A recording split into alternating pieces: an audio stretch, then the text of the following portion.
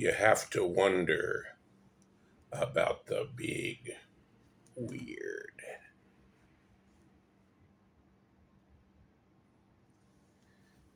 Bangkok, City of Angels. There are no angels in this book, just villains and victims. The men all have the sickness. The sickness is their dreams of the flesh. The women, well, they don't really have believable personalities. Many mysteries, folks, about Christopher Moore's The Big Weird. Why, for example, is the best set piece, better when you can't see my face, the best set piece that really fleshes out all of the uh, suspects in situ, as well as the victim. Why is it reserved for page 270 something?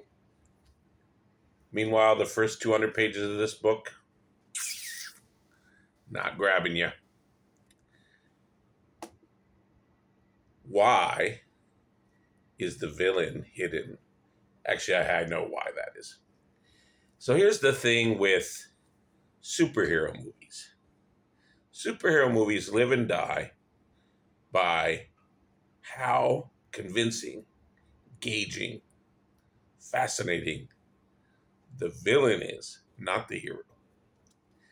Now, it's a little more tricky with mysteries. Obviously, you can't flesh out everything about the perpetrator, or, if you had their interiority, you would know that they did it. But I think the lesser mysteries, they try to hide it. They try to hide their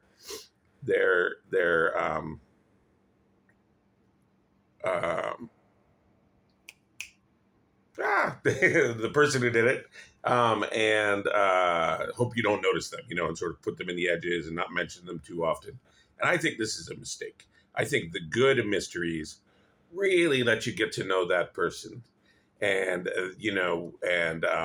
then it's all the better when you find, that's the person, they did that. Wow, okay, but it makes sense.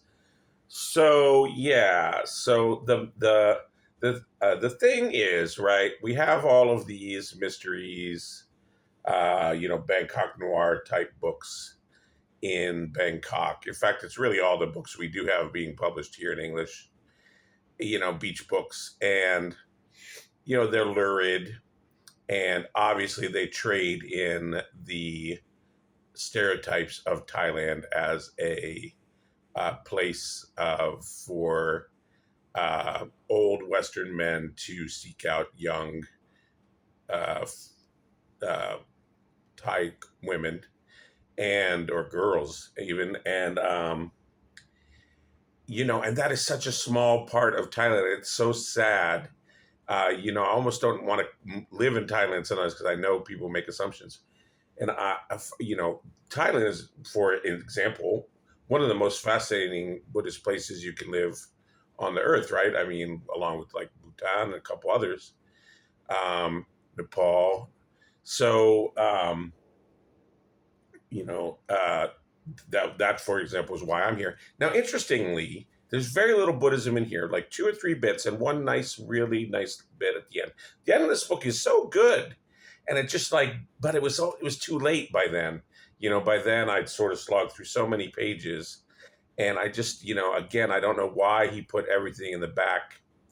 And also, it's totally unbelievable because this is, it's a Russian roulette suicide in a hotel room, the way that, or condo maybe, or service apartments. But anyway, there's, these places are in Thailand.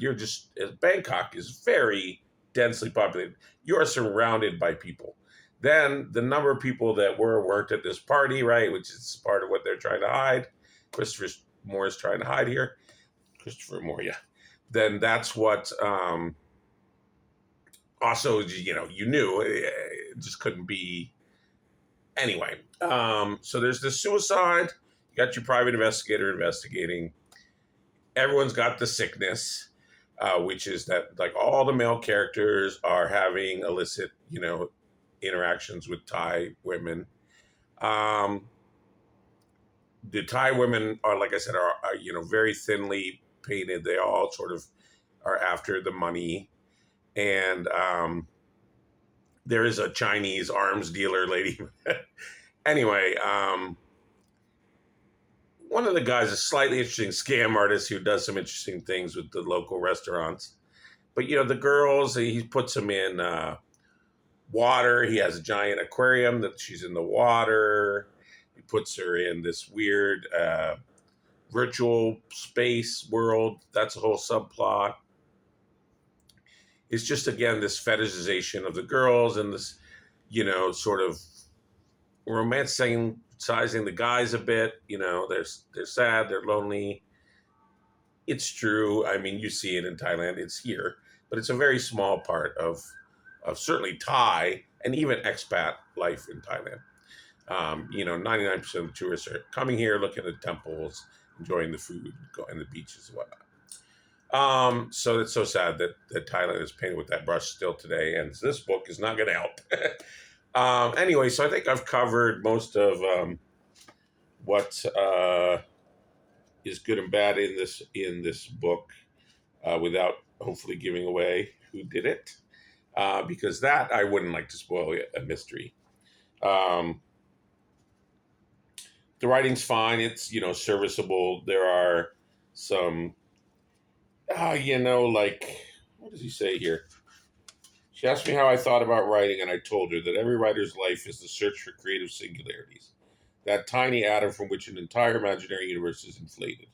Without finding that singularity, there's no act of creation, no universe. Once the writer found it, then the process of creation began. The first draft took the inflation to the halfway mark. Second draft finished the size of the universe. With the third draft came the formation of galaxies and solar systems, while the fourth draft was spent on the draft of details of relationships, dreams, sorrows, and desires. Writers are universe manufacturers.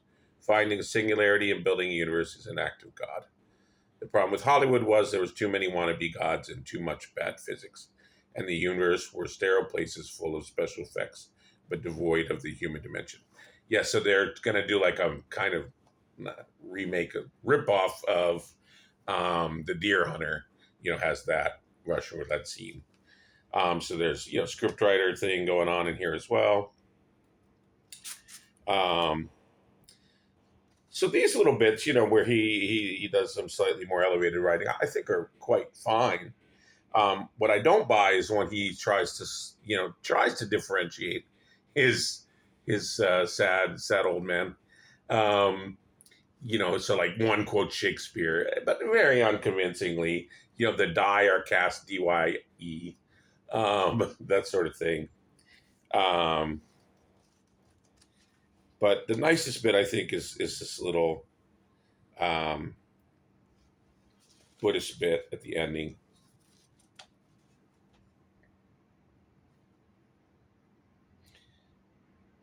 I'm going to make sure there's not a spoiler in here. No, I think it's fine. As his drink arrived, Calvino was certain there's secondary murder, which is slightly more interesting. But again, occurs in the very end, the end bit, which is so good. As his drink arrived, Calvino was certain he saw the impossible, a woman weeping underwater. He asked himself, was it possible for a woman to cry totally submerged in a tank? Then he remembered that the same tank Sluggo drowned in, the same tank in which Ice had lost her dreams, the same tank to which she had been forced by circumstances to return. Chances were that whatever dream she would have would be inside that water kingdom, inside a space from which she had once thought she had escaped, only to find herself thrown back into the sea. Could she have killed her creator? Not likely, he thought. Calvino, that's the detective, raised his drink to her and smiled.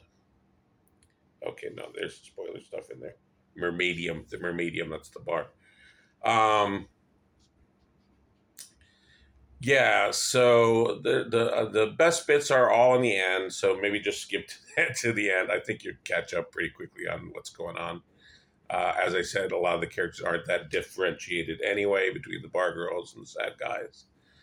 Um, there's a couple embedded little stories that are actually not too bad as well. Here we have Lieutenant Cole Pratt quoting Troilus and Cressida, Act 4, Scene 3. Sam's father slapped around at the funeral, make a big scene. Oh, no, sorry, that's obviously not it. The grief is fine, full, perfect, that I taste, and violent it in a sense as strong as that which causeth it. How can I moderate it? You know, that tripping off the tongue Shakespeare quote that we all have at our command, right?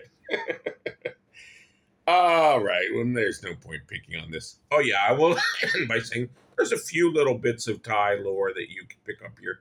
There are bits that aren't necessarily well explained that I wonder how well you would figure out if you didn't know Thailand. So if you were reading this in the States, you might have to Google a couple things. When he uses Thai, he always translates it. There's not a lot in there. Expats in Thailand are not famous for having learned their Thai, and I'm not much better, to my shame. But there's an interesting bit where he talks about these bar girls, not the bar dancers, but like the waitresses. And there's a broken one and a something else one. So one is broken, so like she has scars or something. She's imperfect somehow, because one of the girls gets hurt. Um, and then the other one is, they sort of play like they're shy, and that gives a sort of plausible deniability where you're not sure, I guess, which girl is which. I haven't really done this bar scene, so I'm not sure how accurate that is. I'm assuming it is. I think he knows his stuff on that front. So that was kind of interesting. I didn't know about that. So there's a little differentiation between the girls. Ice, Baby Fish. Who else have we got here? Luke Pla, Baby Fish. Mayomba. Never surrender. There you go, folks. Check it out. The Big Weird. Just skip to the end. It's good. The ending is good. It's definitely, the ending's worth reading. And I think, you can pick this one up. I think they're all pretty much the same. So if you like this one or if you see a different title, you can grab that one. It'd probably be similar. All right. Well, I hope you enjoyed my noirish review. We'll see you in the next one.